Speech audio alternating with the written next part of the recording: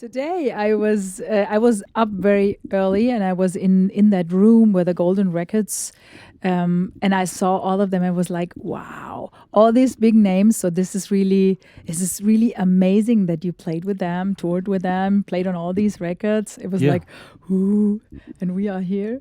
So we are here in this place, and I want to ask you about this place where we're here in Okay. Dreamland Studio. By the way, I just want to say one thing. Yeah. That's only some of the records. I know, but Those it's are like the ones that people sent me. Like there are many others. I don't mean to, I but have- just- no, It's I funny have- because sometimes I think should I need a- go and get some of the other ones? Yes, but you should. But I really had to read it because there's so many with Joan Armatrading and with Sarah McLaughlin. You even played with John Mayer. I mean, wow. Elvis Costello, Susan Vega, Cher. it's a dirty And job, but on, somebody's got to do it. on. So it's really wow. There's so many big artists. So and now Hey, we're here and playing with you. I played with Cher. I did Yeah. a record with Cher. That was awesome. Yeah. Awesome. She's incredible. Yeah. Unbelievable to work with. Cool. But people don't really bring that up much, I don't know why. Because she's about as famous as you can possibly be, but she's more like a celebrity, That's But totally true. man, can she sing. Yeah. That woman went into the vocal booth, and this is back when records were made very differently, where if there was a piano, acoustic piano, there was a guy playing it. If there was a Hammond, there was another guy playing Hammond. If there was an acoustic guitar, if there was going to be an instrument, there was somebody there to play it. Nowadays, it's like, if you're playing piano, then we're going to overdub the organ and we'll overdub the Wurlitzer and blah, blah, blah. So, but when we would cut those tracks with Cher and she went in and sang, what happens when you record like that? It's the record. It sounds like the record. I mean, it's like, whoa. And then I'm sorry, I didn't mean to interrupt you, but then you hear her voice and it's her. I mean, you can't mistake whose voice that is. And man, can she sing. And she was the easiest person in the world to work with. No, she could be impossible. She could be impossible. That's how she's so famous. She was so nice and, just do your thing. Do whatever, How is it? Am I like, is it okay when I'm Jerry, you're the drummer. You know what you're doing. You do your thing. She didn't get in anybody's way at all. Unlike many other artists I've worked with. Anyway, I'm sorry. These are the off the record. Anyway, and I'm just going to say I'm very proud about all of all of those records that are, the Mark Cohen and Sarah McLaughlin and the Indigo Girls and and the Elvis Costello record Spike. Those were very great. Those were great experiences for me. Anyway, you want to talk about Dreamland? Yeah, I want to talk about Dreamland. Let's talk about Dreamland. Because when we got here, it was like, okay, I knew this studio is in a church, and it was okay to a studio in a church. And we got up here and to this little portal, stairs up, and you go in and you stand right in this fantastic room. We see it in the back here, and you will see it in the videos. And so it's like an amazing ambiente, and it's like the whole feeling you get when you come in here.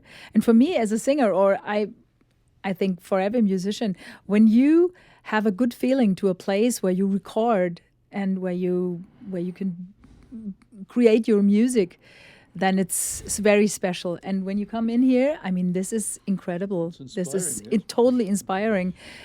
But how do you make a record studio in a church? I mean, how do you get here? Well, first of all, you'd have to ask the guy who actually did do that, which is you didn't do it. I didn't start this. Okay.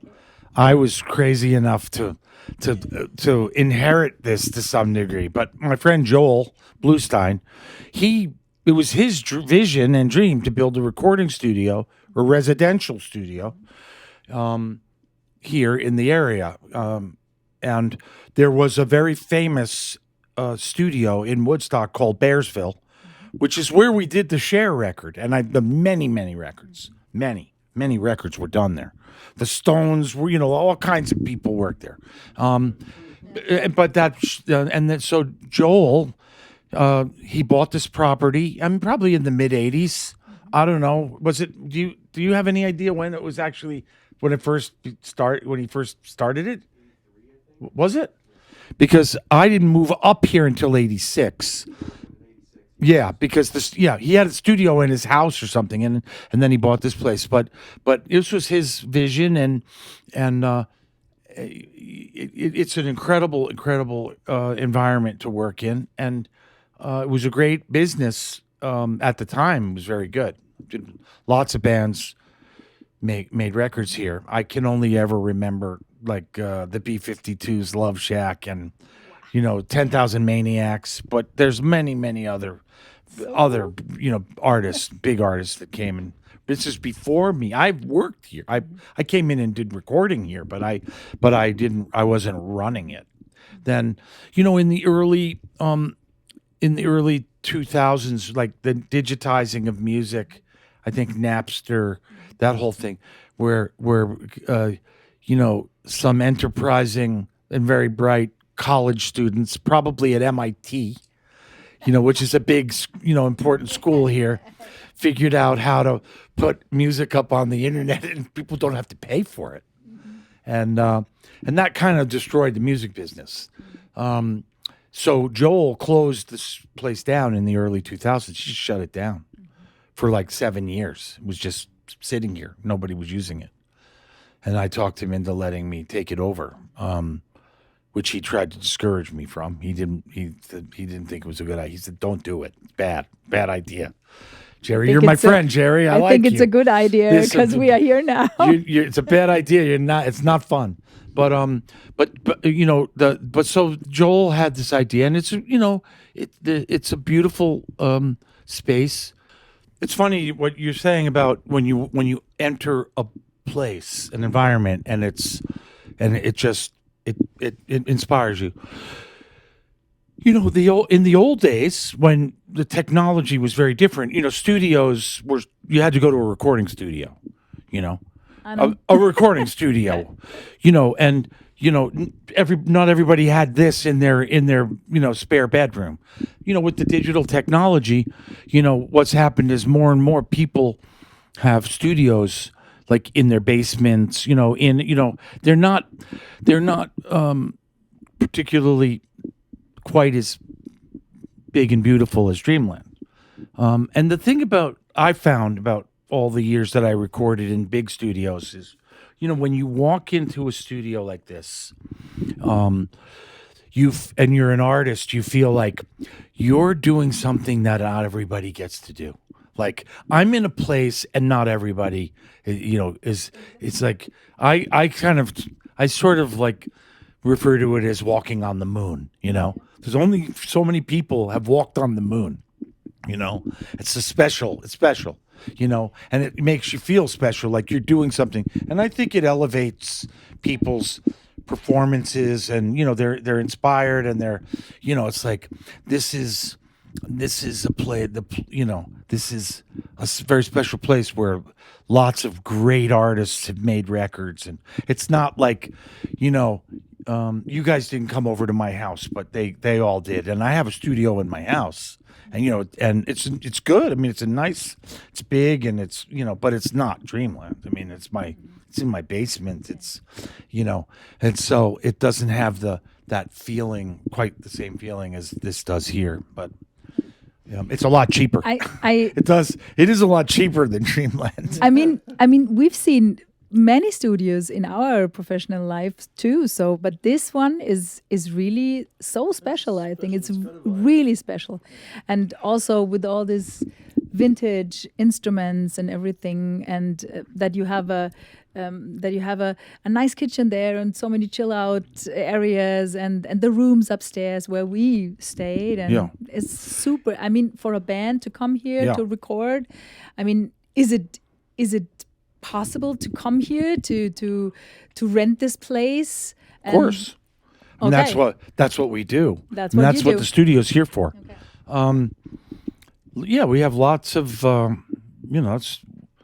it's a commercial recording studio. We have bands coming and going all the time. Well, And they live here, they party here, and they record here. Yeah, they come and hang out here. I'm sorry, just because you're Germans. Is it Westerhagen? Is that his name? Yeah. You know him? Yeah. He's come here from, brought his crew here, and he's recorded here at Dreamland. Wow. More than once. I know he's cool. Apparently he's pretty successful in Germany. He is. I mean, a friend of mine plays drums with him, an American guy, and I see pictures of shows that they're doing, and they're like arenas. There's a lot of people. Yeah. Anyway, that's it's an international studio, and people come from all over the place. Cool. We're glad to get that, to have you guys here. And you produce them sometimes, or is it? This is not always the case, or I do production work sometimes. Yeah. But and then sometimes I just play on people's records, and I mean, I do those two things for the most part. I enjoy producing. If it's the right situation, I really like doing that. If it's the wrong situation, I really don't like doing that. So I don't do it I don't just do it for, because I don't have anything better to do. But I do, people send files, that's the difference now. When I used to go to England, I used to go to France, I used to go to Italy, to record. People would fly me over, and, now, I mean, for the price of my plane ticket and a hotel, they send me, the files to put drums on, meaning the plane ticket.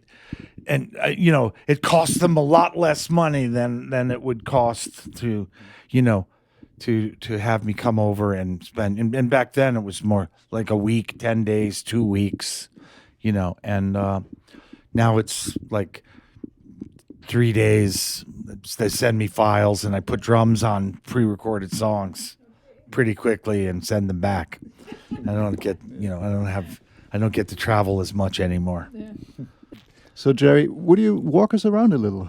Let's walk around and have a look at what's going on here at Dreamland.